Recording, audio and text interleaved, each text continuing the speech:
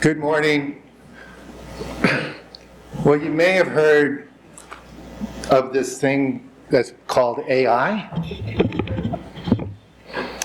If you have, you're in the right place. Welcome to the AI revolution in Massachusetts, disruption, risk, opportunity.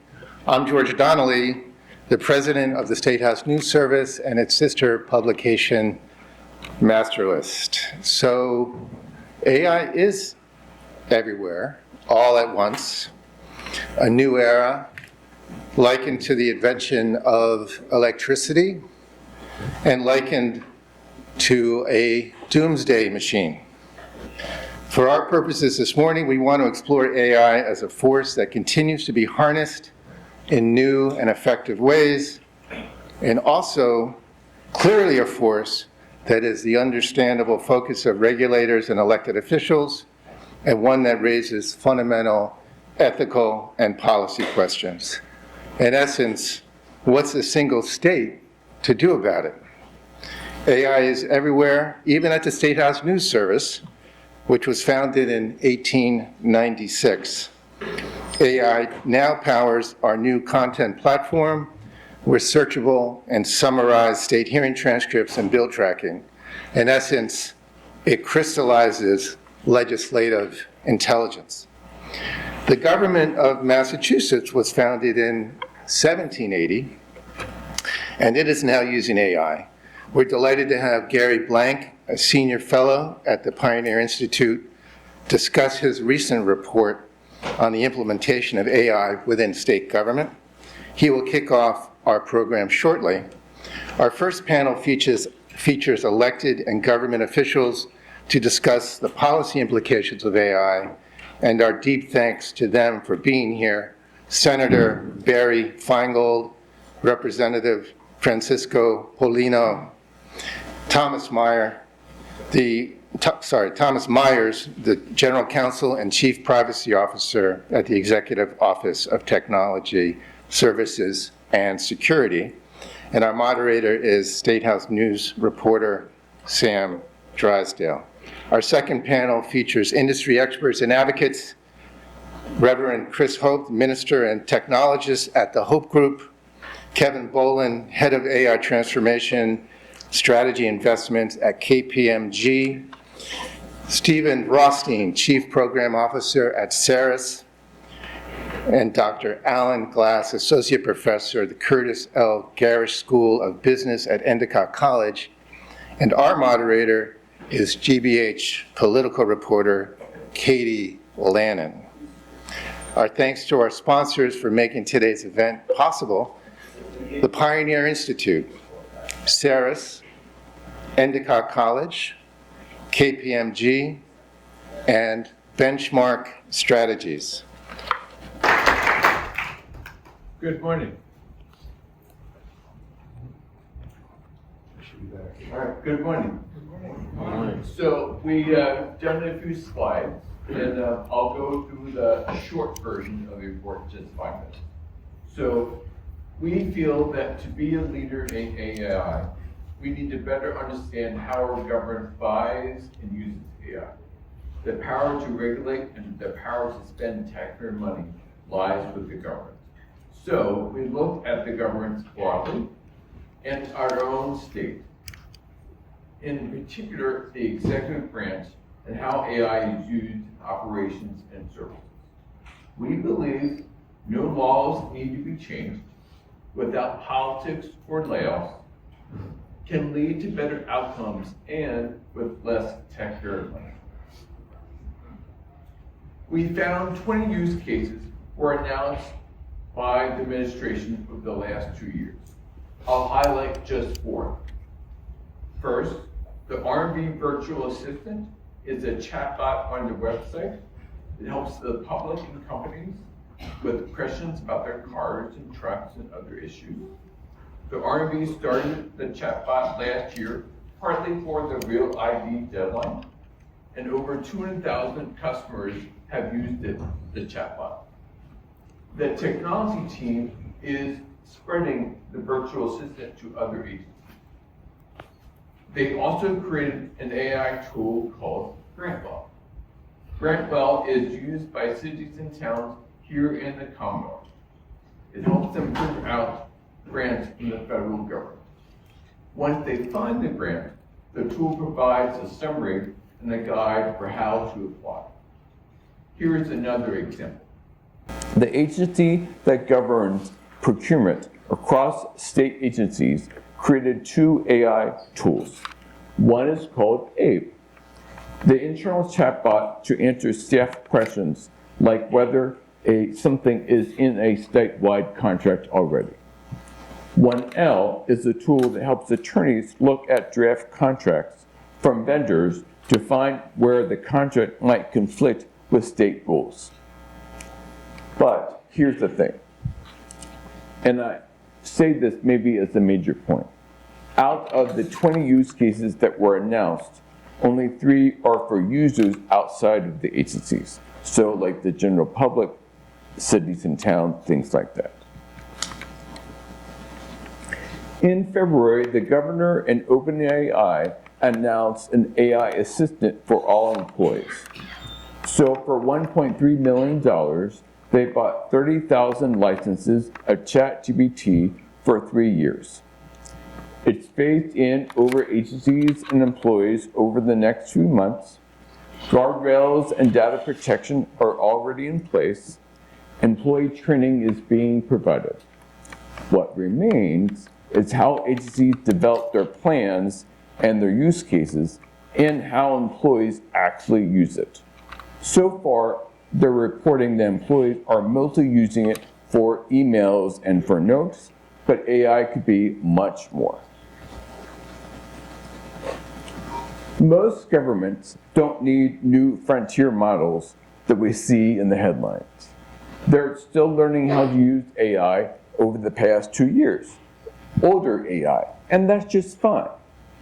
AI apps can be bought commercially or built internally by IT and using open source code. Technology companies here that we see the government using include OpenAI, AWS, and Salesforce, along with some others.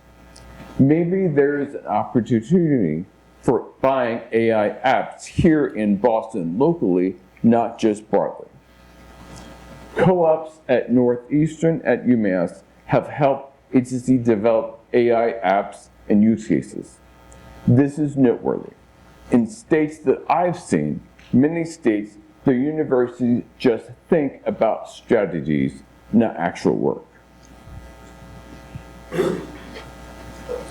But we should still learn from others.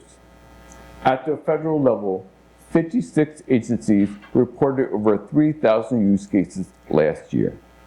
At the state level, some use cases caught my eye for transforming programs, not just making the current work a little faster and easier. Here's 2 examples. First, a few states use AI in Medicaid and SNAP programs to improve operations. One state is developing an AI tool to help them sort new work requirements passed last year. Others are showing how AI can help them review a buildup of state regulations and rules. We all have experienced maybe a buildup. The AI tool finds out things that are out of date, in repeat, or in conflict. The AI makes no changes, the humans involved make the changes, the AI just finds it. And the changes are made through the regular process. At the city level, Boston is ahead of some states, not just in scale, but thinking it through and trying new use cases. I'll save you from all the next steps in the paper and just focus on the last one. Every year, the state should release an inventory of their AI use cases. All federal agencies are required to under both Trump and Biden. Many states do it. The inventory could be short for each use case. Describe the basics, when it was launched, name any partners and vendors, and the costs and benefits. It could help soften concerns, share things among governments, and be more transparent. Thank you. I encourage you, if you want to, read the study on www.pioneer.org, and thank you for your time.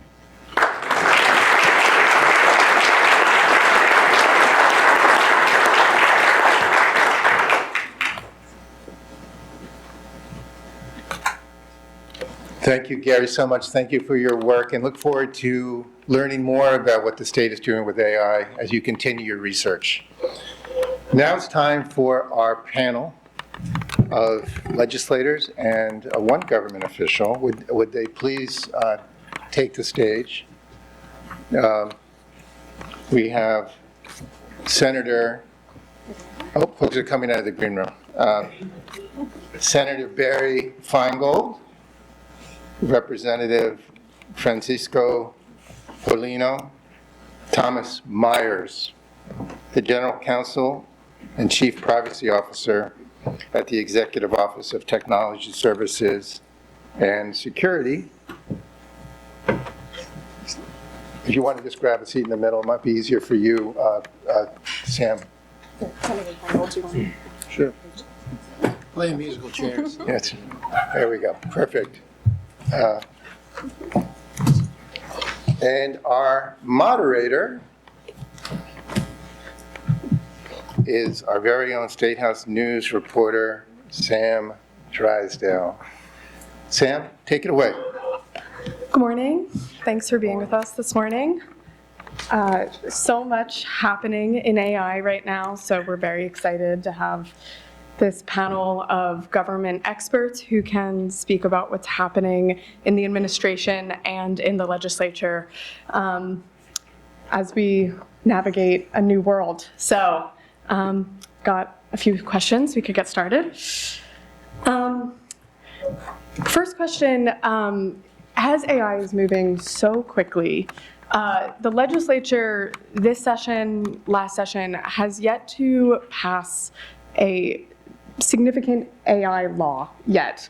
And this is a constant issue. Technology evolves so quickly. Do you think it's possible for the government to keep up with AI, or are we going to constantly be playing catch up?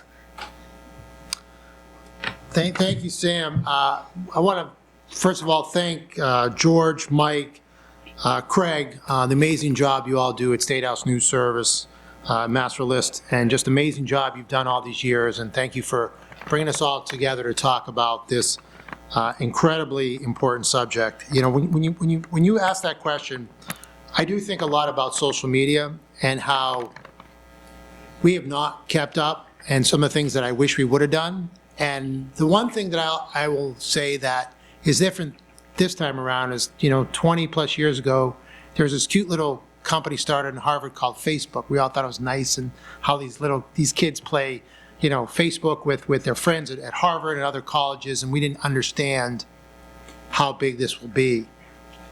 I think this is different. I think we do understand how big AI is, how big it's going to be. We do have a bill that I've put forward that does put guardrails around it, that does have things like a kill switch that will stop, that makes sure that you have certain reporting. So I do think that this time around, we are a little ahead of the curve, but no one really knows how far this is going to go. We don't really understand how much of an impact it's going to have.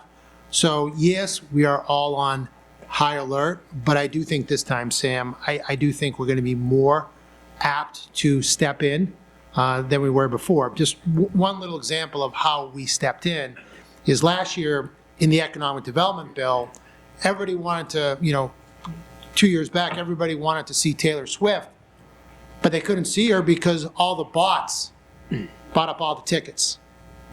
And what we did is banned bots from basically buying tickets. That's artificial intelligence. And I think we have to continue to look at case by case of examples of things out there that we need to do to protect the consumers. So I do think we're better off this time. I think we're more apt to do stuff, but this technology is moving very quick, and we're going to do our best to try to keep up. Well, Mike, if I can add to that, and as legislators, our work is to get an idea, work with that idea, translate that idea to a bill that is not only good for the people, but the bill have to be self-explanatory. After that, we need to pitch that idea to whatever branch of the legislature you're part of, and get that bill to the across the line, to the finish line, to get it approved to become a law. It may sound simple, but as Senator Feingold, that have been in the legislature way longer than me, understand that we have to do that in a system that is not designed for speed. It's designed for scrutiny. And there's many reasons for that. The government needs stability and consistency.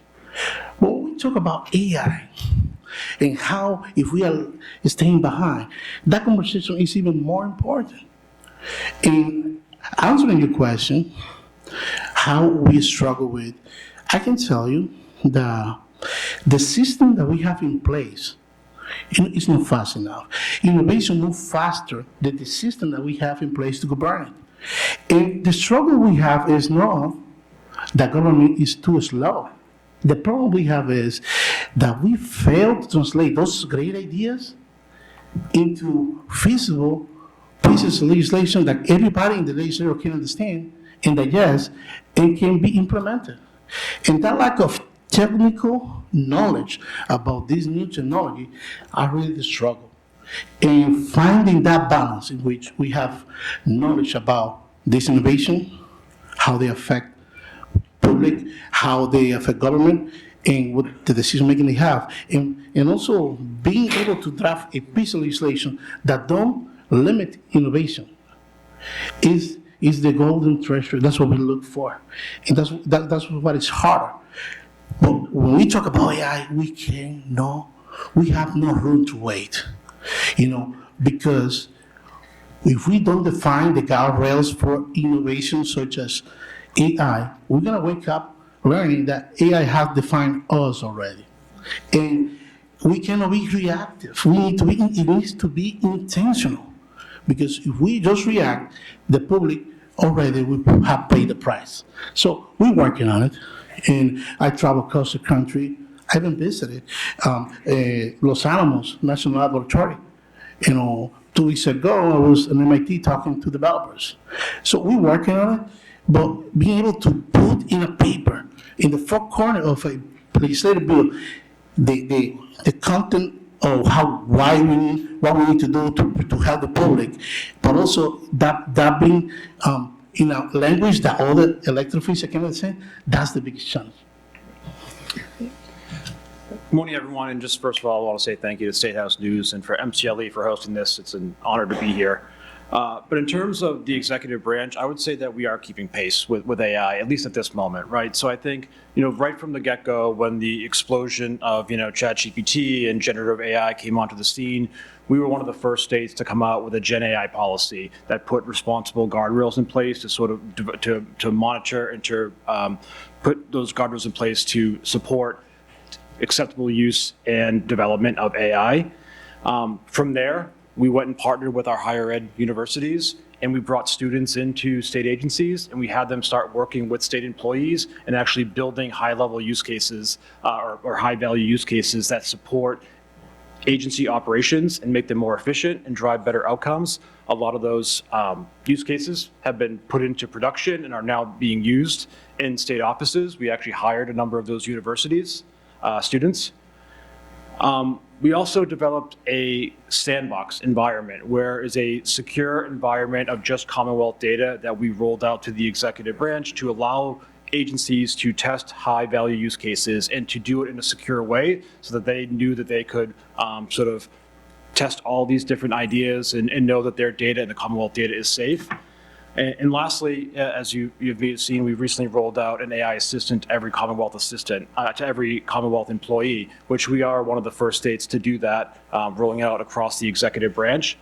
The reason we're able to do this is that we're putting policies in place with strong guardrails and a focus on training and making sure that our workforce is trained both generally on how AI is used, but also more advanced training for those advanced users and role-based training to make sure that, those workforce understand how does this impact, how can it help me in my job and make me more efficient. So I would say, from my perspective at the executive branch, we are continuing to keep pace with the AI and technology there. Yeah, you mentioned workforce. That's one of the largest conversations around AI. There was a Tufts University study that just came out about how Massachusetts is one of the most vulnerable states to losing workers due to AI. Do you think that causes you to have more urgency around needing to regulate this environment? Well, if I can answer part of the question, I'm not afraid that AI would have mass displacement. We create mass displacement of employees. I'm not afraid. What I'm afraid is the way AI can standardize discrimination or disparate impact on people applying for jobs. Just to give an example, just imagine, let's say my daughter Madison, she just graduated law school. She's top of her class. She's applying for a big law firm. They screen with AI software all the thousands of resumes. She's top 25. Now, that system sent a chatbot to see all her social media. Ooh, they find good stuff. They like it. But also they find that she always talk with me, with her dad, about having a family. She want to have babies. But also learn, she have a boyfriend. He buy her a ring. And they buy data that is available right now about where she goes, what she's doing. And the system determined that she may get pregnant within a year of getting married. That system can determine that she's not a good investment, although she's one of the best candidates. And that's scaring me because that's happening right now. And that's why I filed House Bill 94. We need disclosure. We need accountability, and we need risk assessment. We need transparency. Those type of disparate impact in the community, for the workforce. We cannot, at the state that inspired the creation of the United States, we cannot, just let innovation, which I encourage to have to invest in innovation. Massachusetts should be the number one state in innovation. And just like we were the only state in the union that make education a fundamental right. But at the same time, I believe, these rules that we have for the people, like we don't allow discrimination if you're a female, we don't allow discrimination for your race. We can allow a system to do that. And that's why we need a good legal foundation so regulations can be implemented according to the development of those innovations. So that makes me afraid. That keeps me awake sometimes, like how discrimination or inequality can be standardized by this smart system. So from the perspective of the executive branch, the state is not replacing AI workers. Instead, really what the intention is to support them in a very structured way and to really empower them with the tools and the training to make them more efficient in their roles, to have better service delivery, to drive really better outcomes.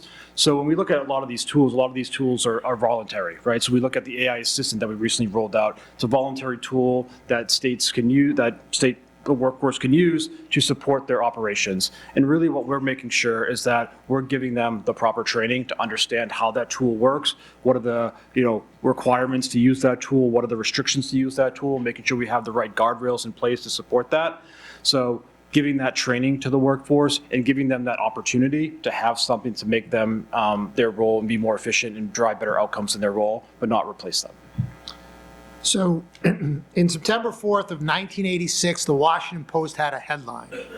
The headline read, "Computers said to zap clerical jobs." And they were right. So when the computer came out, there are programs like Lotus 123 and what we know now as Excel spreadsheets. And there were 400,000 in the next 10 to 15 to 20 years, 400,000 bookkeepers lost their jobs. But 1.3 million accountant and financial analysts were added. So we're not exactly sure what's going to be added. I think we're very concerned about what's going to be subtracted. But if you look at the history of technology, most times we end up adding jobs not losing jobs. Now, our role in government has to be, how do we retrain the bookkeepers to become accountants and financial analysts? And that is going to be our big challenge. How do we make sure that we have the time and the resources to retool people? The one challenge we're having is how quickly AI is moving. And that is going to be a major challenge for us. But I do think that we can be okay. I do think we can retrain people. We're just going to need the time and the resources to do that. I wanted to ask you specifically about your bill that I think you said is trying to balance innovation and regulation. Yeah. It would create a trust fund. How do you make sure when you're investing public funds into developing AI that that gets distributed evenly and it doesn't just give out big wins to specific companies? I think that's always been the challenge anytime government has money. We had this challenge in 2010 where back then, we were not the biotech capital of the world, but we said, we want to really dig in and we really want to try to win the biotech space, and we did. We're the number one place in the world for biotech right now. And we made those decisions on a lot of things like, is there private sector money along with public sector? We had to be very judicious on where the dollars go. We would ask that jobs be created, and if jobs weren't created, we pull back some of the money. So I think we have to follow that same type of model. At the same time, like any type of venture capital investing or any type of investing, you're going to have some winners and losers, and that's just the reality of investing. So I think if we can take the model that we use with biotech, I think we can have success with AI as well. And I will say that when I'm done here today, I'm visiting a company called Aerospace Intelligence. There's a lot of talk about how we don't have AI companies here. I'm telling you we do, and I'm telling you that we are a growing area for tech. And I feel very strong that we may not win all in the frontier model, but in the application model, I feel like we can really do quite well, especially in the healthcare and the biotech space. So I'm actually bullish for Massachusetts and AI applications. Thank you. Undersecretary Myers, I wanted to get a little bit into the executive branch use of AI. Can you share some specific real-world examples of how it's being deployed across the executive branch? Yeah, absolutely. So first of all, we have a really robust process for evaluating use cases. So about a year and a half ago, we created what we call the AI Center of Enablement, and is a interdisciplinary team within EOTS, which is my organization, Executive Office of Technology Services and Security, and consists of multiple teams, so legal, privacy, risk, accessibility, procurement, technology, and essentially we review a number of use cases across the executive branch. So from, cases that are just at the idea stage to cases that are ready for procurement, and we give feedback on those cases about whether they meet our technology and security standards, any privacy or accessibility risks that they may be having. So we get that initial review before they sort of go on their way to the process, so that they have that flagged so they can do any necessary impact assessments that they need to do. So we've had that process in place for quite some time, and we've been reviewing a number of cases. So we have a number of cases across that have gone from use case into deployment and are now fully operational. So one big one that we like to talk about is saves a lot of time over at MassDOT.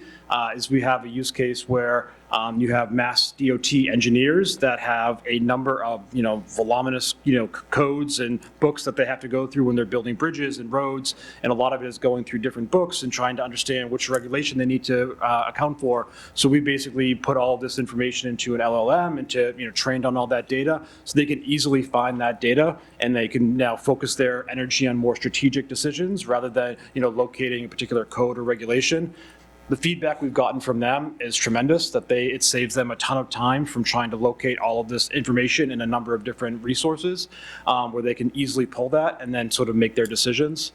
Another important one is a GrantWell application that we designed that makes it easier for municipalities to apply for grants. So another chatbot feature where they can look what their type in what they're looking for and then understand what grants are available to them really makes the life of a municipal employee much easier. They don't have a lot of resources, so the fact that they can easily have a website where they can go to and find resources is really important. So there's a number of cases that we've, again, start with a pilot, we deploy, and then expand and grow, and we've put a number of important use cases into work. I was also curious about the state's ChatGPT contract and how you approached going forward with that. How do you ensure that government data isn't exposed or reused when you're putting it into a large language model? And how did you approach that contract with state employees using it? Absolutely. Yeah, I mean, data security and privacy is paramount, and that's not just to me as the chief privacy officer, but I think it's really paramount across the administration, and we hear that from high levels of government all the way down through to all through the agencies. And with the ChatGPT contract, we have really strong guardrails in place. One, starting with the contract in place, right? We have Gen AI terms and conditions that we created that make sure that we have all the right guardrails in place to make sure that data is not being trained on any models within an AI solution, that data remains within the enterprise of the Commonwealth. So specifically for the ChatGPT enterprise, we have our own walled-off enterprise that is not connected to any other model or any other enterprise. It is not training on any models. We have a data protection agreement in place to make sure that that data stays within our environment and is not used in any other way, is not accessed in any way, does not train any other models. Prior to implementing the ChatGPT contract, we did an extensive risk review. We did a privacy impact assessment. So we have a number of guardrails in place to make sure that the data is secure, that we're using it appropriately. And to that end, we also created, terms and conditions and an acceptable use policy to really make sure the users of ChatGPT understand what their obligations are, right? What type of data they should be putting in, what type of data they should not be, what are approved use cases versus non-approved use cases, and really being really intentional about making sure that everyone understands their what is allowed under the tool and what they should be using it for. And then really going back to training, making sure that everyone is trained properly. And we really have created a robust training program for our state employees. Great, thank you. Moving somewhat back to legislation, the House last week during its budget debate rejected an amendment that was proposed that would have studied data center impacts on local communities concerned about environmental impacts, utility bills going up. So I guess the question is, why not study that? And is there room for the state to revisit that at some point in the future? Is that something that you're concerned about, data centers? There is concern about the environment, but also how this is going to affect that particular community. When we bring innovation, we need to have intake from all stakeholders. But the most important stakeholder are the people that live in those communities. The same thing happened when we have all those big electricals and wires. People believe they were the reason many people had cancer. And we did a study on that. So the study is needed. I believe leadership took a decision based on what we have right now. And like I say, that's one of the biggest struggles that we have, as not only in the House branch, I believe also in the Senate, is for us to translate those ideas into viable policies so the leadership and the rest of the legislature understand and also recognize the priority. And that's the big challenge. And I think it will be revisited. We have smart people in leadership that believe in the need, of considering these data places. And I believe some of them should be in Massachusetts so we can tax them, but also we have control. We can govern how they manage that data. We should have a say. Innovation, is great for Massachusetts. We have been in the forefront in many areas, including biohealth, just like Senator Feingold just stated. But also innovation without regulation is not progress. It's a shift of power, but not progress. And when we want to progress as politicians, as lawmakers, we need to be open-minded and be able to embrace new ideas, such as a data center, how affect the community. If we don't have those conversations, those risks that we are so afraid of, they will be dominating us. They're already defining us, not only as a human, but as a politician. So yes, it will be revisited, and we will need it. It's not that we should, it's that we must. And we to consider the impact of those data centers, but also the effect this new development have in the common day-to-day resident of the state of Massachusetts. So you think the legislature will take that back up at some point, that idea? Of course, well, like we have done before, sometimes a bill goes to study for 3 sessions, and then all of a sudden, the leadership, and we recognize it's a priority, and we take care of that. Let me give you an example. Healthcare is more than 50% of the expenditure of the state budget. And we have a nurse from Newton that I love. She was a mentor for me in the State House, and she was part of leadership. She knows this more than me. And AI, just for example, can help us reduce the cost of healthcare. Just imagine this. A big percentage of the expenditure that we have on healthcare, more than $30 billion, goes to paperwork. AI cannot replace a doctor, cannot replace a nurse, can replace the person doing the triage, but AI can help reduce the time consumption of paperwork. Let's say we save 10%. That means probably $2.5 billion that we can invest in education and educating our kids so they can embrace those new technologies and be part of that.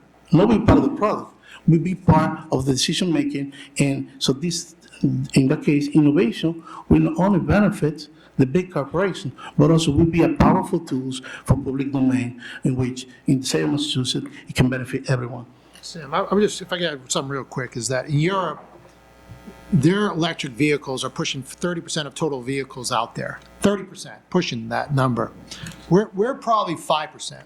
So we can never get to 30% in our state because we just don't have enough power. So when people talk about data centers, I'm like, we're not even near that. Like, we do not have enough power in our state. We don't have enough power coming into our state.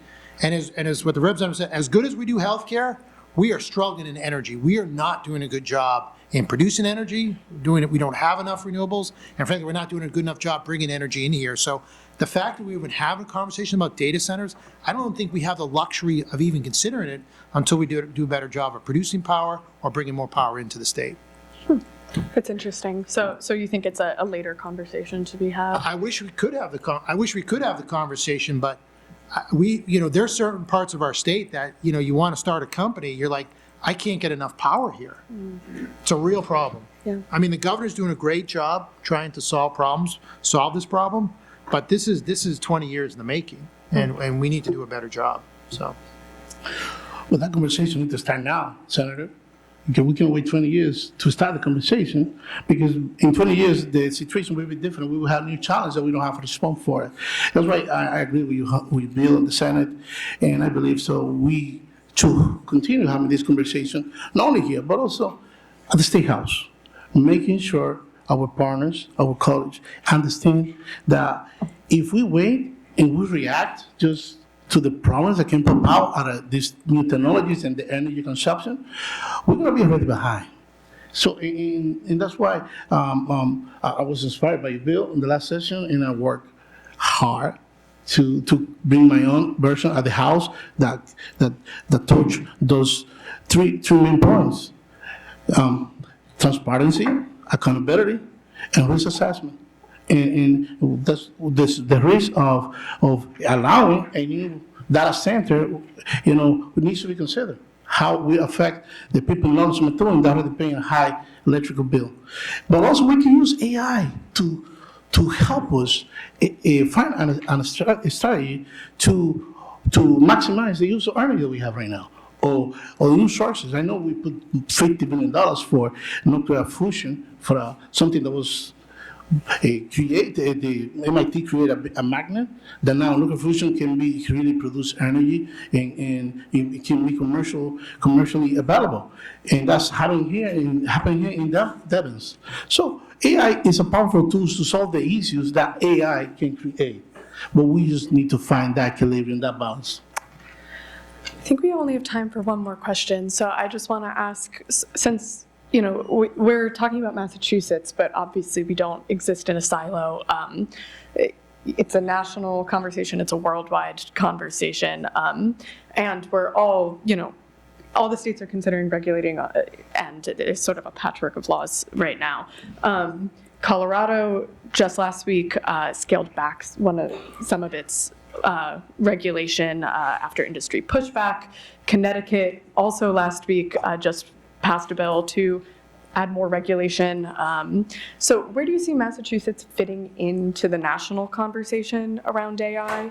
And what does success look like around AI to you going forward? Well, I would just say that we've had conversations with California, New York. We've been talking to the legislators there. What we've been trying to do is have bills that are very similar. So it's really what we hope would be a framework for the federal government to adopt. So I think our bill just really lays out a good framework, puts proper guardrails, but I don't think something that will stifle innovation at all. I think if anything, it is something that's going to help innovation. So to answer your question on point is we have been talking to California, we have been talking to New York, and we're all trying to have legislation that's very similar, which I think at the end of the day is super important. Just like we've tried to do on privacy, we've really tried to push a privacy bill that models what other states have done, and at the same time isn't going to have 50 different privacy laws throughout the country. And ultimately, like AI, like privacy, the federal government should be doing this, but unfortunately they're not.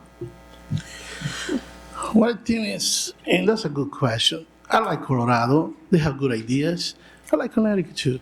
Well, something that we have done that they haven't is we put more than $100 million for development of this technology. You don't see that neither in Connecticut nor in Colorado. Great ideas, but in Massachusetts we put ideas. When we have an idea, we put money on it, and we put a lot of the keys. That's what makes the difference between Massachusetts and the rest of the union. I believe Massachusetts will be, the frontier state, the example in the state for innovation and AI. And I hope we are also the state that serves as a model for laws and regulation, just like we did with healthcare.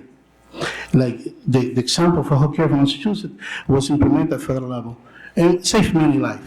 So I strongly believe we will be in the forefront for technology. I hope, like I say, and I want to be redundant, that we also an example for legislation and AI that don't prevent the progress of innovation, but they embrace it by putting guardrails that benefit everyone, including those developers. Yeah, so I'm in constant contact with other states. So, within the executive branch, I'm a member of the National Association of Chief Information Officers, which is a national group of IT professionals across the country that were on a thread, that were constantly sharing ideas and innovation and, asking questions. But also I meet with our state privacy officers on a quarterly basis. So right now, there's about 25 state privacy officers, so not every state has their own state privacy officer. I think it's like 25 or 26 right now. But we meet on a quarterly basis. We're constantly sharing ideas of what they're doing, what best practices, getting lessons learned from the different states. Just recently, this week, I was on a call with one of our neighboring New England states because they're looking to set up a chief privacy officer role. They wanted to look to Massachusetts because we're sort of a leading model right now with the privacy policy that we've developed and sort of the different processes that we've rolled out. So we were sort of advising them on the best way to move forward with a privacy officer role. So when it comes to, in terms of AI, a lot of states have been looking to us. We just recently were at a conference for the National Association of Chief Information Officers, and a lot of the states were coming to us asking for advice on AI and what we're doing as far as AI assistant rollout, some of the safeguards we've put in place, some of the contracting terms that we've used. So in a lot of cases, we are a leading model in state government. Thank you. I think that's all the time we have. So thank you to our panelists, and thank you, everyone. So thanks.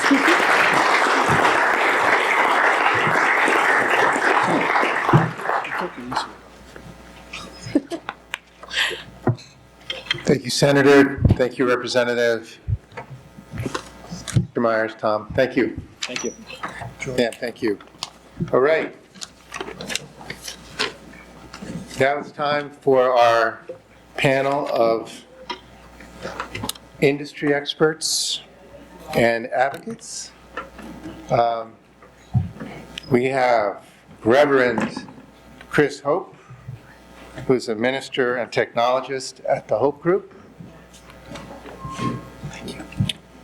Kevin Boland, head of AI transformation strategy investments at KPMG.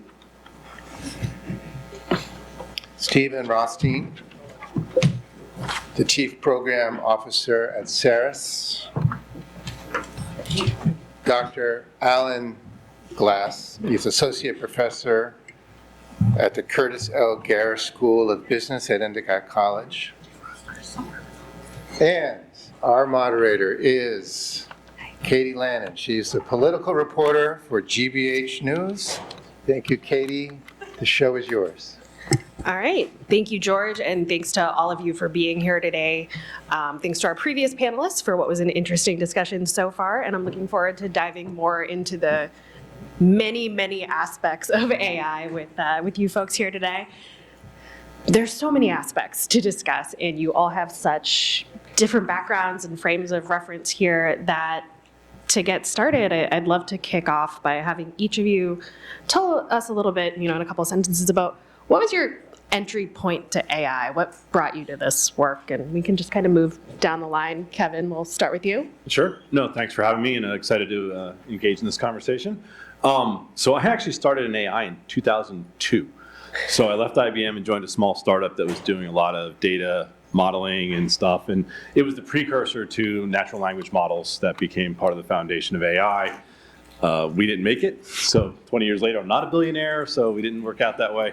But then more recently, when I joined KPMG back in 2014, we did our first presentation to our board in 2015 on what we saw as the potential trajectory of AI, the disruptive path for both our clients, but also for the work that we do, and how do we need to start to think about our business model in that future. And then obviously since 2022, when ChatGPT kind of rolled out over Thanksgiving, it's been all AI all the time. And how about you, Dr. Glass? So I spent 25 years in industry, and in that orientation, my goal was always to use analytics and data information to be able to create greater value for our customers and to create additional revenue as a result of the information that we were able to glean. So I was always oriented towards technology and figuring out how technology is going to innovate and help us disrupt the marketplace. When I transitioned into academia, I got both the freedom to be able to continue to ask those questions, and so obviously when artificial intelligence came along, it was a natural continuation of those set of questions. But it was also interesting for me because in academia we are perhaps one of the most inefficient types of organizations possible. So to see kind of the nature of that disruption within our own organization is incredibly intriguing to me. Excellent. And Reverend Hope, how does this come into your work? Absolutely. Good morning, everyone. Morning. Good morning, everyone. Good morning. All right, it's good to be here. So I come at it from a different angle. I started a nonprofit apprenticeship organization 10 years ago called the Loop Lab. And it was out of a necessity of seeing young people that are coming from not underrepresented communities, but underestimated communities that were often not in the tech economy. And so the Loop Lab, we do workforce development training. Myself, I'm a certified technology specialist. I come out of developing technology as a technologist, but also utilizing it. Obviously, for me, that means that a huge part of that is being AI native. But with that being said, with the workforce development, how can we train the next generation to be able to not only be AI native and at the same time address the reality that we should be co-developing these technologies, especially if you're utilizing it, and these technologies are utilizing us, right? They're using our data. So that's how I really got into this. Thank you. And Stephen, I know you come at it from yet another angle. Yeah, so Ceres, we work with some of the largest companies and investors focused on sustainability. And appreciate your questions in the prior panel. We work with policymakers and investors. Fundamentally, we believe data centers should only be built if they're sustainable. And we have a set of menu having to do with water and energy, community benefits, pollution, community agreements, and there's lots of creative things happening. You can build data centers now without any net impact on the watershed. You can use renewable energy, virtual power plants. So looking how to make it an asset for the community, not a detriment for the community, is following up on what Senator was just saying a few minutes ago. Yeah, I do want to kind of ask you folks here for your take on maybe what regulators should have in mind as they're approaching this. You know, we heard about the idea of innovation versus regulation, and maybe we'll just stay on the topic of data centers for a second. What is a sustainable data center, and how can policymakers be thinking about, you know, the impacts not only on technology, but on the people who live here? Yeah, so there are 650 bills around the country on data centers, covering everything from proposed moratoriums to tax benefits to everything in between. And we think there should be a minimum standard to make a data center sustainable. So that means it doesn't take water out of the watershed, and we can talk more about the technologies to do that it uses as much renewable energy, that it uses energy efficiency. For example, there are data centers that have said they're going to weatherize 1,000 homes for low-income and moderate-income families in the neighborhood to reduce the peak to offset some of their use. So there's a lot of creative things, using green steel, green cement in building it, working with neighborhoods on community benefit agreements, reusing the chips and those kinds of things. So there are a variety of things. We have a bunch of stuff on our website that you can have data centers that can be an asset to the neighborhood instead of a detriment to the neighborhood. And I'll toss kind of that idea broadly to the group, to whoever wants to dive in next, is how do regulators kind of get at this balance of, you know, you want to maybe advance the technology, you want to make Massachusetts a leader, but how do you go about that while giving people maybe the protections they need and making sure that everything coexists? No one wants to touch that one. I think it's a real tension. I think anytime you have kind of the explosion of technology that we've seen, it's up to the regulators to not only look at the impacts to today, but to forecast where it's going to go. Because the pace of change that was talked about in the earlier panel, it is slow, and it's deliberately slow. It was architected to be that way back by our founding fathers. And the reality is we have to recognize that that's incongruous with the pace of the technology change. So you can't legislate for today. You have to legislate for where it's going to be 3 to 5 years from now.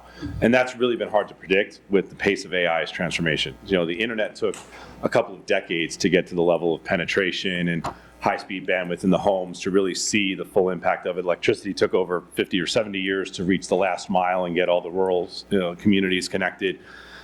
The AI is riding on the backs of all of that, right? So we have this proliferation of capability that's out there, but with that comes a mass degree of exposure. And so I think the regulators owe it to their constituents to stay informed, but to really go out and see what's on the bleeding edge. So there is things that we've even taken our own leadership team out to Silicon Valley just to say, look, what we're doing internally because of our own risks and controls, we have certain measures we have to take before we deploy the latest technology to our people or recommend it to our clients. That's not the bleeding edge. We have to know what's on the bleeding edge because we owe it to our clients to be at least a few months ahead of where they are in their assessment of these tools. Legislators owe the same obligation to their constituents. They have to anticipate where it's going to go and set up the systems for education, for privacy controls, et cetera, to know what these capabilities will be in the near future. And I don't think we're putting people in the field of where the cutting edge is really emerging. How do you find that cutting edge? You go where it's being invented. Go to the academic institutions, go to the Silicon Valley startups, follow the money. Look where the venture capitalists and private equity are putting their dollars. They're making the bets on what's going to emerge in the future. And it's not that hard to find. It's just, whether you're willing to take the time to go out and really explore and ask the hard questions of those folks, not what you're putting out today, but what's in your lab. What are you working on now? What problems are your engineers trying to solve that it's going to become a product in 3 to 5 years' time? So I would add that knowing the nature of the technology is the thing that's going to lead to better regulation of the technology. The challenge with how do we regulate AI is asking ourselves, how do we regulate electricity?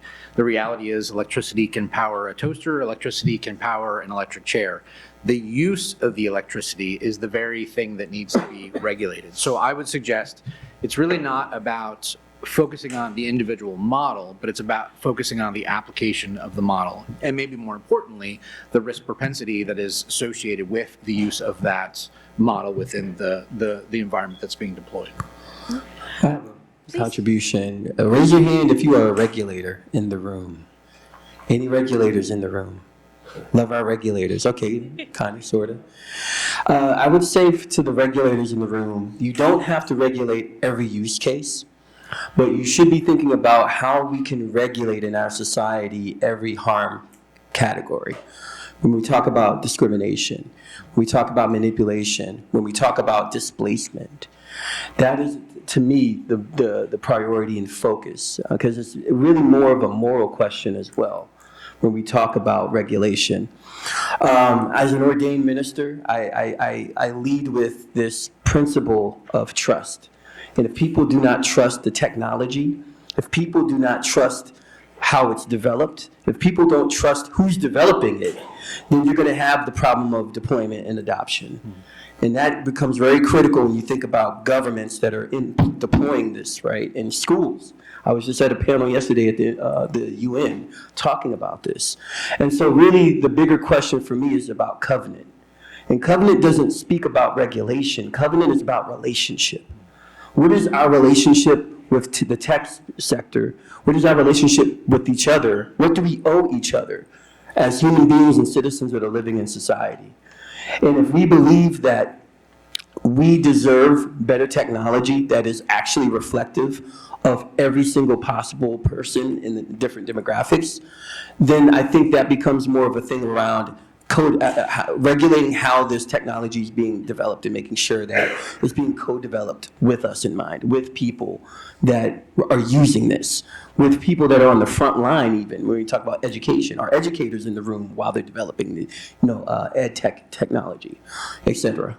If I can just follow up on the community element, which I'm in violent agreement with everything you just said. Thank you. That there is, while there's a lot of data centers being developed, there's $154 billion of data center development that's put on hold because of community opposition. Yes. And so that's an example of not working together. So we think the hyperscalers, the utilities, the investors, community should work together, and hopefully the legislature set a minimum standard. Sustainability is one issue, but there's privacy, there's many other factors as well. And we think by doing that and having a common language, that then you can get to agreement and then move forward with the community, again, make it an asset. Right. For example, what if every data center said for the amount of water they're going to use, they will fix the pipes of 10 streets, 20 streets, 50 streets, so that that watershed doesn't use any net water. That's a simple idea, and we think that should be a minimum standard. The same thing on energy efficiency, same thing on virtual power plants. There's a bunch of ideas that are out there now. These are not radical ideas. That, again, you can make a data center a community asset,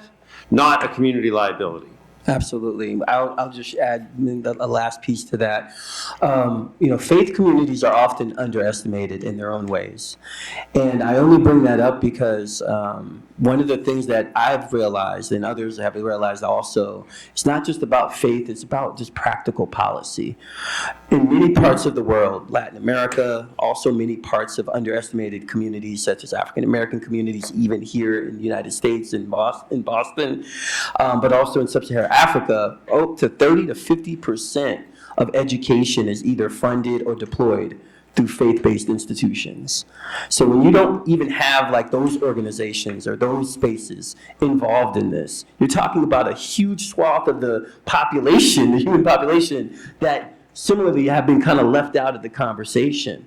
Whereas they could be an asset where there could be spaces where you're deploying the education around these tools and how to utilize these tools.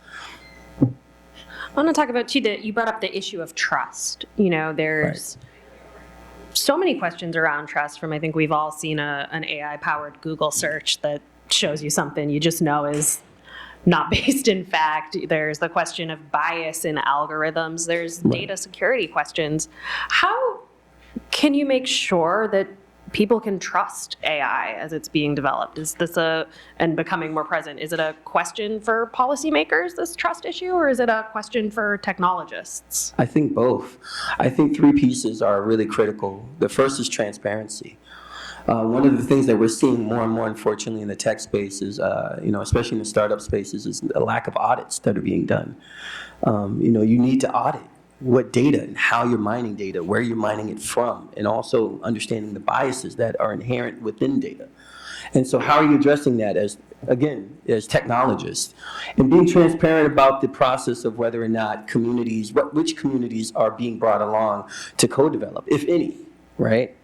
And so I think the transparency piece becomes essential. The other piece is accountability. One of the things that I've seen more and more in the last several months is the buzzword AI, right? And it's great for optics, but really, in my perspective at least, real AI is about outcomes. And we can always tell, at least I can tell, from something that is, I guess, not authentic when the outcomes don't come to fruition, right? And you see the lack of accountability.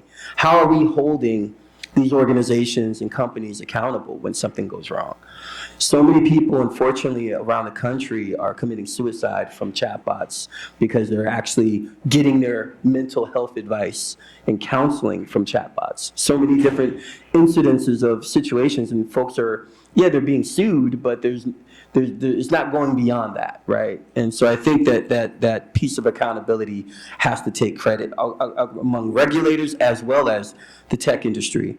The third piece is really the most one that I think fits home because it fits into the covenant idea, which is community consent. It goes back to relationship, right? How much, so much of the AI revolution in Massachusetts and around the world, how many of us voted for that? How many of us feel that we're co-authoring or being a part of this movement? And I guarantee you most of us felt like this has been something forced down our throats. Obviously, from there, the trust is going to have a wall. And so I think there needs to be a recalibration, and I'm seeing it in other parts of the world. Thankfully, I've been blessed to travel the world, work with companies. I think Europe is doing fantastic work. I think that they're ahead of the curve in about 5 to 10 years from where we want to be right now in terms of some of this. So I know it's possible. I see that it's possible, and I know here in America we can do better. We will do better. We need a movement and a vision for it, and it has to be unified. I'll come at it from an economic standpoint. The companies that are putting these tools out, they're consuming billions and billions of dollars, right? They're betting on a future where they can recoup some of that investment.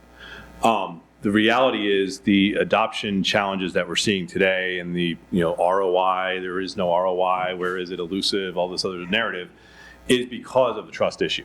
And they are stepping up to that. They're recognizing that if they cannot instill a sense of confidence in the outcome of these tools, that they cannot instill a sense of confidence in how it's not going to displace my job, and therefore I am not at risk of training these tools because I'll lose my job in 3 months if I do, type of situation.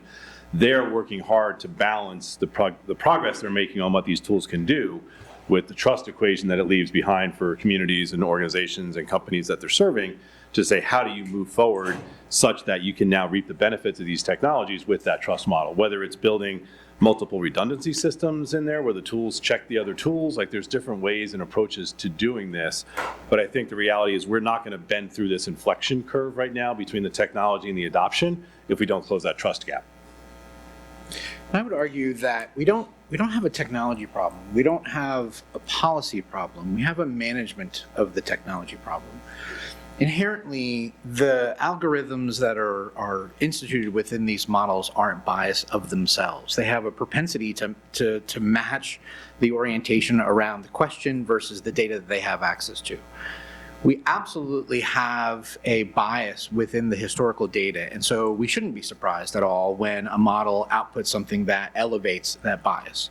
So our responsibility in managing the technology is to put harnesses around the technology that are going to facilitate the trust and the transparency that's necessary given the risk that this model is focusing on from an orientation standpoint. If it's fine if a chat model or a chat bot recommends the wrong sneakers. It's not fine if it turns down someone's application for a mortgage, or it's assisting a judge in an orientation for sentencing on a case. And so the more that the manager of the technology can be transparent about the deterministic process flow that governs the probabilistic models, the better that we're going to be. So, and we are obviously all here today because this is the hot topic, right? This is what everyone's kind of thinking about in one realm or another. And Kevin, maybe I'll start with you on this question, but what makes the difference as companies, as organizations are rolling out AI? What keeps it from being, just another buzzword or another thing for a rank and file worker to check off their to-do list each day? What makes AI implementation successful? Yeah, I think what's making it successful, but it's also what's holding it back, is just the pervasiveness of it. We've not experienced something at this scale and this pace ever before. I mean, and it sounds cliche to say that, but it's very true. The internet, remember Cyber Monday, like everyone didn't have high speed at home. So you waited until Monday to go into the office where you could get to the high speed internet to buy all your Christmas gifts and stuff online. We don't have that lag any longer, right? This is in the hands of everyone. And I think what that creates is tension within an organization between what they're pushing and driving to transform and see the benefits of this. And we can talk a little bit about some of the limitations, I think, of how they're doing that. But you've also got people who are in their home lives adopting and learning about this, right? There's no barrier. I don't have to, it's not so expensive that I have to wait for my company to give me the model. I have the model at home on my phone. And I get frustrated when my company doesn't let me use the newest model because I got this benefit at home and look what I can do. And it's, I've got an OpenClaw that's running my daycare schedule and my family calendar, and it's emailing my, principal and stuff for me. But I come to work and I get this basic, simple tool because you haven't authorized me to use the latest. You're holding me back. You're not letting me develop my career the way I need to, the way I know my peers at companies elsewhere are doing. You're creating a challenge for me organizationally. I think that's something we have to understand, is that this personal and professional marriage is coming together, and it's creating challenges for organizations on how they reconcile those points of view going forward. I also think it's creating a challenge for individuals themselves who are worried that maybe I am falling behind. What is my path to staying current, in this model? What are the future skill sets I'm going to need? How resilient will my job be going forward? How does it express itself in the model? We heard the example of, the bookkeeper becoming the accountant. That didn't happen by accident. They actually had to retrain themselves to move into that new skill set. I think the difference here is it's not going to happen over a decade. It's going to happen over a period of a few years. That we're going to see these radical redefinitions of jobs and expectations and metrics related to that. Are we in a position to move our people along that curve, and are they willing to move along that curve? If you're a 30, 40-year-old professional and you've kind of done something for 10 to 20 years, you've developed a degree of mastery, and now you're being told, well, now you got to master something totally different. And you got to get back into that learning cycle and back into that learning curve model. What's my motivation incentive to do that, right? How are we putting that out there for people to reward them for taking that leap going forward? I think organizations are really struggling with that inflection point right now.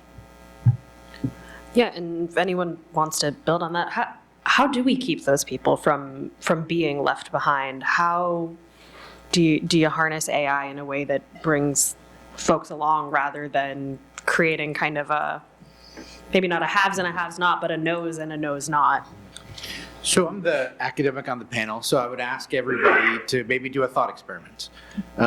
Let's imagine that you leave the panel session today, you go back to your organization, and your organization says, for whatever reason, we have stopped having access to the models that we've historically had access to. How would that change your fundamental day-to-day operations? Other than kind of complaining about having to write emails again and whining about the very nature of summarizing meetings and kind of all the things that we're historically doing. If your orientation today, without having access to the models, doesn't fundamentally change, then I would argue that you have not integrated artificial intelligence into your organization. You have not integrated artificial intelligence into your daily workflow.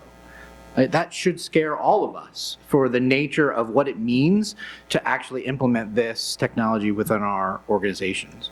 In my research, I've looked at and talked to executives from across multiple industries around the world, and the very thing that I have seen that they take advantage of the technology, or when they get to the place where it's really having the productive nature that it needs to, is they've created these synthetic dynamic capabilities with this technology that it's not just a tool, it's a cognitive partner, that they're bouncing ideas back and forth kind of with this technology to be able to gain insights into their very day-to-day. And so losing that would fundamentally re-alter the way that they're going about their daily activity. And so what I would encourage everyone to do is start thinking about kind of what is the very nature of the curiosity that I'm bringing to this technology and to this tool, and how do I go about the process of getting deeper into understanding what its capabilities and frankly its limitations are across the board. Can I just build on that for one quick second? And then we'll come back. The other thing I think organizations are still doing is they're seeing it as a point solution. They're looking at how I used to do work and how can AI be stuffed into that workflow and shave 20 minutes of this or 2 hours of that, or 5 people of this, whatever it may be. They have to think more expansively. AI it's a 360 narrative, right? So if you're looking only at what AI can do in this particular organization, this particular process flow, what about cross-process flows? What about enterprise-level things that involve six or seven different organizations and 9 different process flows? What could AI do holistically? But then think outside your 4 walls. How does your AI interact with your supplier's AI, your distributor's AI? I was talking with an auto dealership a few months back, and they were so excited about the agents they had built, and you could schedule appointments, and it was very responsive, and it was great, and consumers were loving it. I said, that's great. I said, how are you set up to talk to my agent? They said, what do you mean? I said, I hate buying cars. I said, I'm going to build an agent, and the agent's going to go shopping for me. It's going to ingest your website. It's going to call your sales department and negotiate for me. They had never considered that AI is on both sides of the table. And they were not setting themselves up to interact at that level of transaction. They were only thinking one-sided. Organizations need to think much more holistically about this. That's where the real power and benefit is going to take us in the future, where AI is reimagining exchanges and interactions at a fundamentally different level. And Stephen, you had a point? Yeah, I just think, first, there's obviously a lot of benefits. I use it every day. Both of my son's jobs have changed dramatically because of it, but there are a lot of side effects we don't think about. I mean, in Massachusetts, which is not the most risky state from a climate perspective, 40% of the people on the Cape cannot get private insurance because of climate. Western Mass have flooding for 3 years in a row, spent hundreds of millions of dollars. In 25 years, if you like Huntsville, Alabama weather, that's what Boston weather is going to be like in 25 years. 500,000 people last year, not in Massachusetts, but in the world, died because of extreme heat. So if we build data centers and say, oh, it'll be the next generation, literally we'll be locking in those fossil fuels and locking in those weather and locking in that cement. So we have to think about those issues and the side effects, whether it be on sustainability, on communities, on jobs, on privacy. So there's often the shortcut, oh, I need it to do this function. But if we don't think about the side effects and the externalities, that our kids, ourselves and our kids are going to be facing that for generations. Thank you. I would say the real difference for me between real implementation and just a checklist is the people that are closest to the problem. How deep are they in the decision-making room when the solution is being drafted and essentially thought of, right, and then deployed? Because the companies need that buy-in. And in order to really get employees and get people that are going to be a part of this initiative or a initiative to roll out AI, there needs to be not only the education, but that buy-in that, okay, they're considering also their own ideas, their own thoughts on how this could be utilized. Through the Loop Lab, my nonprofit, we do workforce development, and I started the Loop Lab in that way. It wasn't from the top down, parachuting my own presuppositions on how I think that this should go. It was really asking these young people, 18 to 30 years old, what kind of opportunities did they want to see in technology and audio video industry? So I think about that 19-year-old young adult coming from Roxbury, Massachusetts, who just a year ago was running the street, but now is working a live event production, so a live production event, using AI-assisted audio mixing in order to actually create an awesome experience for concert goers. And I think about the fact that at first that person was not necessarily a fan of AI and technology, but by, again, outlining the possibilities, but also acknowledging the risk to it, they adopted it. And now they're thriving and they're doing fantastic work. And so I think being able to bring in folks and invite folks early in that process is authentic. It's the real way to do it, and it resonates with people. As we talk about the workforce development issue, there's kind of, there's two sides to that coin. There's the, as you mentioned, the people who are mid-career who need to figure out a way to adapt or risk displacement. But there's also that next generation, the 19-year-olds, the college kids. How do you prepare the next generation of workforce for a future that we don't really know fully what it's going to look like yet? Right. I'll chime in here. Sorry, everybody. So this is it might be a controversial statement, but I'll stand on it. If your company or organization, and also this is really for policymakers and government, if you're thinking around workforce and a pipeline in AI, and it doesn't involve registered apprenticeship, then really you have an innovation strategy. You don't really have a workforce strategy. At the Loop Lab, our folks go through registered apprenticeship training, and then once they graduate, they're on the job site, they're learning AI-assisted tools, and then they have a living wage, right? And they don't have jobs, they have careers. And I think that we have to get back into a focus of how do you build someone's career?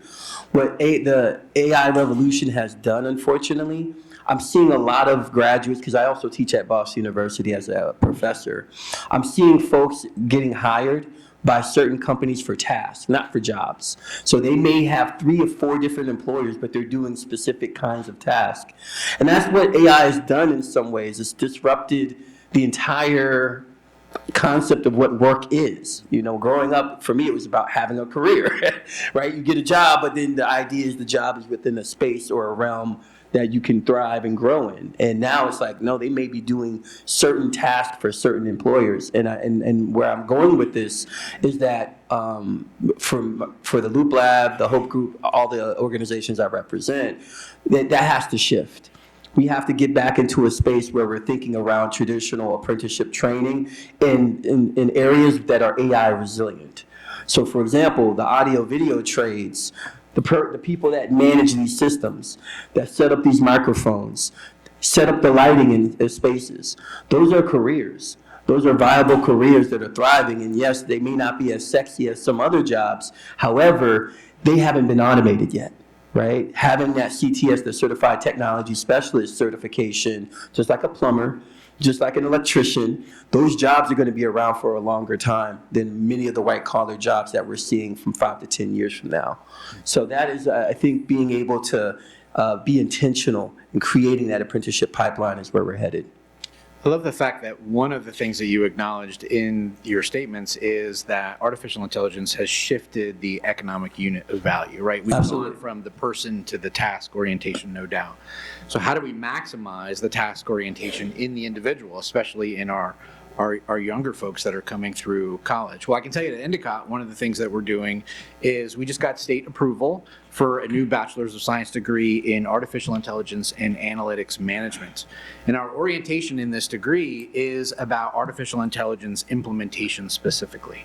We are not training the next level of coders on how to build these models. We're training the next level of managers on how to institute artificial intelligence in the organizations that they're going into. Why?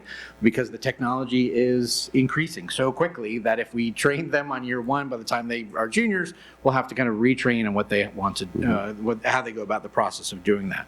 The technical skills have that half-life, as we're seeing, that is just going faster and faster than we could ever have imagined. So the question becomes, what are going to be, excuse me, the enduring skills that matters? And the reality is, it's management, it's judgment, it's morality, it's understanding the ethics in the nature of implementation of this technology. And so we have to not only make sure that our students are being exposed to it, understanding the very nature and the limitations of it, but we also have to go through and create, as I do in my artificial intelligence and business class, it's creating individuals who are going to be adversarial, that are going to invoke what it means to be innovative thinking or design thinking, and bring that as an implementation into the workplace. I think, looking at it from a couple of perspectives, my son just graduated last weekend, so thankfully he has a job. He's selling to the trades, but he's not in the trades, but it's, a more enduring type of opportunity for him. I think people, we owe it to them to start to coach them on what do career paths look like in the future. In our industry, you joined a Big Four accounting firm out of school, you got a CPA, and theoretically you stayed for the next 30 years until you retired at 60 and hopefully made partners somewhere along the way. That path is not the same path any longer, and we've got to change the value proposition for the students coming out, but also challenge them to think differently about that apprenticeship model. It used to be you'd come in as an associate, you did some task-based work because that's what university had prepared you for, and then you got a higher level skill and you became a senior and you could coach the associates, and then you became a manager and ran projects, and you'd work your way up, and as you worked your way up, your distance to the task was removed, and the softer skills, the client relationships, the problem solving, the planning, et cetera, became more a bigger role that you were playing going forward. With the technology now, the tasks themselves are easier. So a new college graduate can do what a 2 to 3 year experienced graduate could do a few years ago, and that experienced graduate is now doing what a manager could do because of the AI augmentation that's wrapping around their role, which means they have to move up into those softer skills faster. Right, so how do we start to think about the more resilient parts of these jobs, being the client relationships, the problem solving, the negotiating? How do we bring that into earlier career professionals in this model? Then they don't have a role to cut their teeth on any longer while they kind of observe those roles. They're thrust into that pretty quickly. I think the other thing that we have to embrace is the innovation opportunity that this presents. So the barriers from idea to execution, lots of people have ideas. Very few people actually act on them or have the resources to act on them to manifest them into a company, to manifest them into a growth opportunity area. When you look at what AI can do in some of the other industries it's transforming, like manufacturing and distribution and things of that nature, an idea can become a reality, and I can build a business with much fewer barriers than I used to. I've never written a line of code in my life, but I can build an app right now. That's a pretty powerful, enabling tool. And I think we've got to start to challenge folks to think differently about needing to join a big company traditional model. I say this as a huge organization globally, but I think I'm coaching my own children to say you've got to start to think about what are the entrepreneurial opportunities. How do you convert that idea, use these AI tools to be more prolific as an owner versus an operator going forward? Because the operator jobs are going to continue to evolve rapidly. Start to think about ownership and how do you start to invent and use these tools to that advantage. And as we talk about kind of the scale of disruption here, Stephen, you mentioned the climate concerns. My colleague Sam in the last panel referred to the Tufts Fletcher School report that found Boston and Massachusetts at particular risk of job loss and lost income because of the knowledge economy here. What makes this all worth it? Why are we doing this? Well, clearly, I don't think any of us, if someone said, we're not going to go back to not having electricity, we're not going to go back to not, but think about, if you go back to your office today or your school or whatever, and you say 10 times you're going to go to AI and ask the question, that's like 10 times dumping this on the street.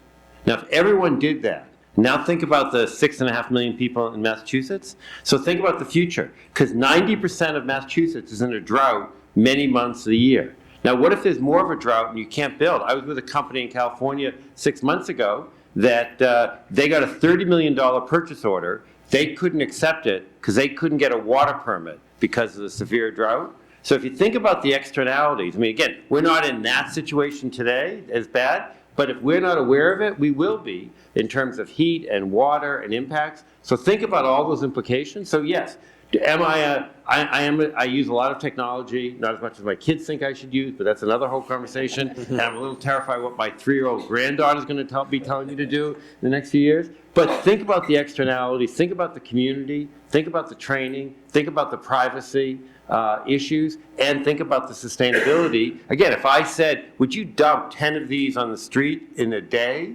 No, you wouldn't think about that. But in fact, I'm not saying you, when we're using AI, we are wasting an enormous amount if they're not built from a data center that's sustainable.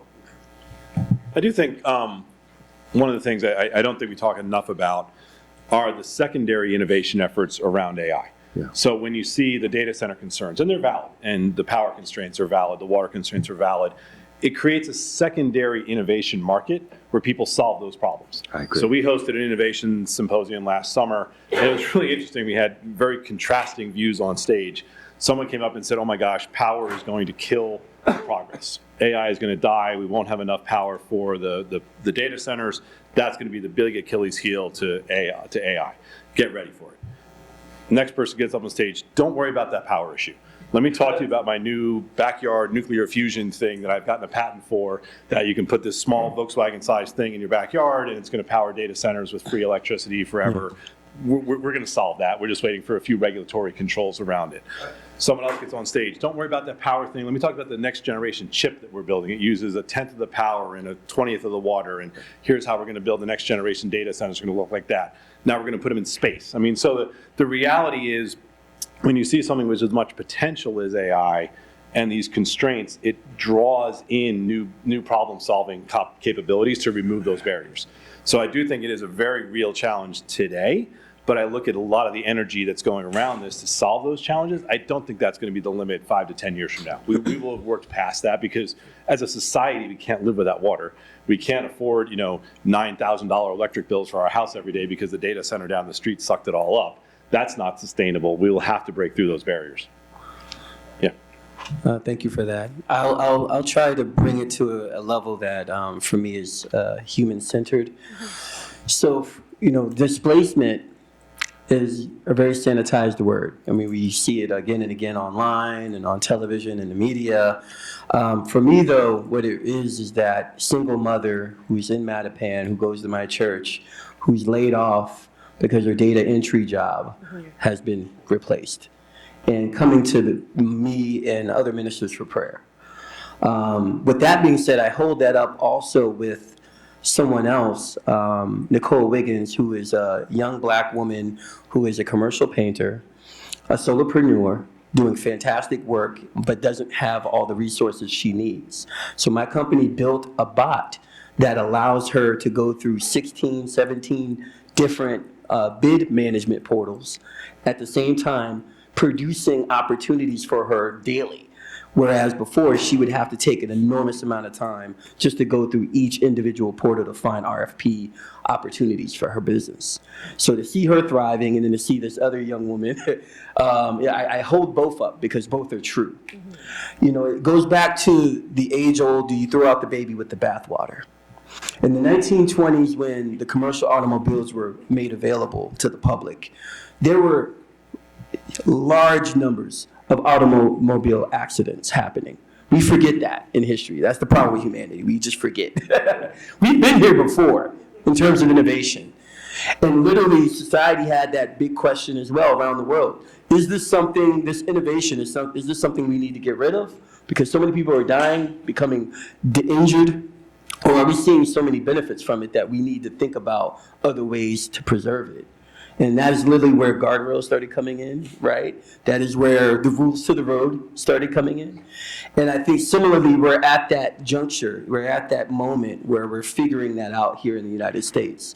What do the rules of the road look like so that we can keep the best aspects of what is being built and what the innovation should be for, which is the acceleration and augmentation of human creativity, human personhood, not the replacement of, versus the negative aspects, which are very real, right? And so that's always going to be friction. That's always going to be a challenge. But we will get through this, and we'll only get through this with intentionality and, more importantly, with a fierce sense of urgency that Dr. King and so many others in the civil rights movement echoed. So I would just add that the Tufts-Fletcher findings were sobering, and frankly, I don't think should be softened. The reality of the concentration of financial services and legal support and healthcare administration in Massachusetts is going to lead to massive disruption. Mm-hmm. Equally so, though, is the trade-off. Is we should be asking ourselves the question, how do we benefit from this technology to make businesses, organizations within the Massachusetts border more productive overall? I think the conversation around this at the government panel was, kind of around the orientation of retraining. Retraining is going to be incredibly difficult, I think, at the scale that the disruption is going to come. The mention of augmentation is probably a better orientation around what that looks like. How do we take a paralegal and make them as productive as 3 kind of younger, full lawyers? And what that looks like lived out within the state is I think, a tremendous opportunity for us. I would also argue, again, being the academic in the room, that the state of Massachusetts has one of the most unique concentrations of higher education institutions across the board. And we have a responsibility, a role, I believe, to play in the process, whether it be continuing education, whether it be stackable credentials, whether it be executive education. We've got to figure out how to innovate and apply the same level of priority to the mid-level career individual than we are to the 18 to 21-year-olds. All right, well, I think that just about fills up our time here. I could keep asking you all questions all day long, but eventually I assume I will get kicked out of this room. So we'll leave it there. Thank you to the 4 of you for your time. Thank you to our earlier panelists and presenter. And thanks to all of you for being here this morning. We appreciate you coming out, and have a good rest of your day. Yeah. Thank you. Great to